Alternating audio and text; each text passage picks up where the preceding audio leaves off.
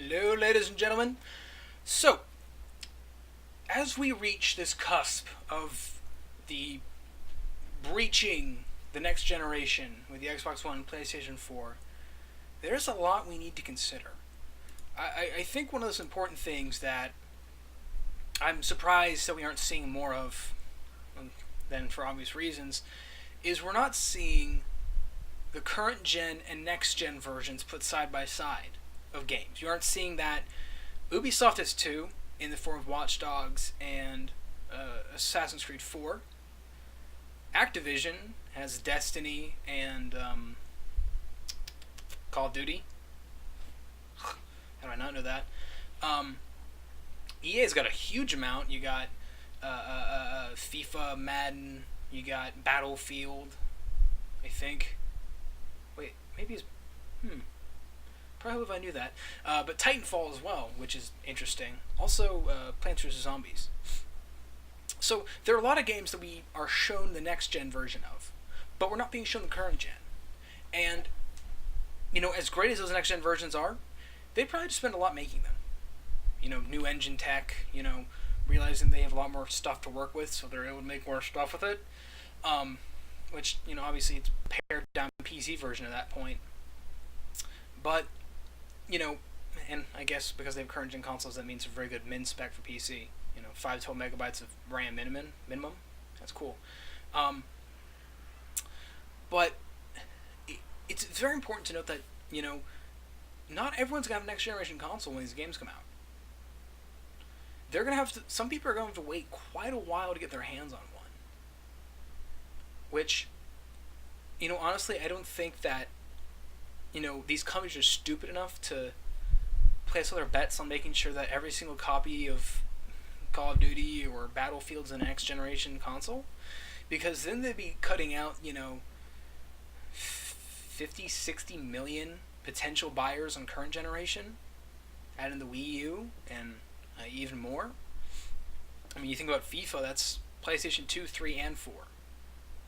That's kind of crazy to think about, no? But, as we reach the end of this generation, as we start merging into the next generation, you have to look at the games that are coming out right now on the current generation consoles, GTA 5, and the games that are coming out in early 2014. Think Dark Souls 2, Final Fantasy Lightning Returns. Those are games that, the companies that are working on them have had years to make sure that those consoles and the engines that are running on those consoles are the best they could be within the constraints of what these current generation consoles are. And I have no doubt that, Rockstar and From and Squeenix have, PlayStation 4 and Xbox One development kits. I mean, we know Square Enix has them because of Final Fantasy 15. It's entirely possible that, somebody who's a programmer on Lightning Returns is also working on Final Fantasy 15. I don't know how many offices Square Enix has, and what that divide is, but it's entirely possible that there are some people who are working cross-generation on two very different games with two very different constraints, and that's something interesting to think about. There are quite a few games, even coming down the road, that are still cross-gen launches. I'm looking at Wolfenstein: The New Order, which I'm so half and half about that, because on one half it's like, hey, you're gonna be guaranteed to sell more copies of your game because of the, like I said, the 50, 60 million installed user base in terms of the Xbox and PlayStation 3.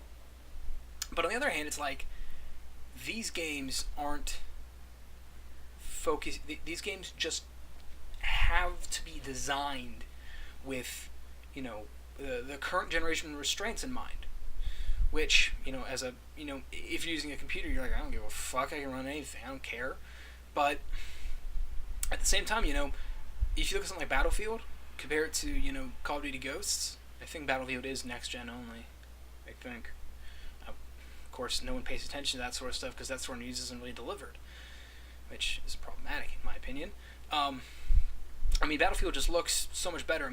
Typically Battlefield always does look better, but, in terms of like some of the mechanical things that they're doing, you know, like the falling buildings and like complete map overhauls, which, as nice as they are visually, I don't think mechanically they're going to pan out as much as people think. I think that what they're doing with Ghosts, with like, you know, being able to use the environment as more of a weapon, I think that has more practicality in a competitive sense, because, you know, then it's something that isn't so much designed around, but it's played around, which in turn creates better design. There's a lot of logic behind that, and I'll let you think it out, and if you disagree with me, I don't care. But, you know, when I look at a game like Dead Rising 3, you know, that's an open world game with a lot of AI going on. Now, granted, it's the same AI. How did I not get that out? It's the same AI in terms of the zombies versus, you know, Grand Theft Auto 5, which has, you know, different sort of driving AI and pedestrian AI, animals, if at all, you know. But, you know, you compare those two games visually, and, you know, from a distance, it's kind of hard to, you know, tell where the difference is. But as you get closer, it's very clear that, you know, man, Dead Rising 3 just looks better, and it has, you know, smoother approaches to everything, and, you know, there's more stuff that's able to do in terms of physics that isn't limited to, you know, scripted sequences. If there's a sequence where a house gets pulled down a cliff in Grand Theft Auto 5 that I've seen, and, you know, that's really nice, and there's like lots of like boards and rocks and stuff, but it's like, that's a very dedicated instance where I can almost guarantee there's nothing running in the background. It's just dedicated to making that run. Or at least in theory, that's what it does. But, you know, you look at like individual glass shreds and, you know, individual weapon pieces and particles and that sort of stuff is what the next generation is going to be able to do really well. And it's always an issue of bridging that gap, because, like, let's look at Lightning Returns. The gameplay trailers that we've seen so far from TGS, you know, from a distance, they look great. But when you start getting close and like looking at like armor pieces, you're like, oh wow. Especially when I went from watching Final Fantasy 15 to Lightning Returns. Oh, wow. You want to talk about a gap, a serious generation gap, and, you know, it just goes without saying. I think we should all be excited for the next generation, no matter who you are, because in general, the quality of play in terms of design and in terms of aesthetic is just going to go through the roof. And there are obviously some things that, you know, maybe won't shake out too well, but it's impossible to deny that if you're not excited about this next generation, you probably shouldn't be playing video games, at least in my opinion. But that's how I feel about it.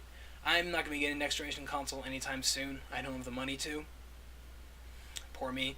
But, you know, if you are getting a next generation console, congratulations. Prepare to make that shift over, but prepare to meet some resistance in ways you might not be expecting. But that's all the time I have for today. Thank you very much for joining me, and I shall see all of you later.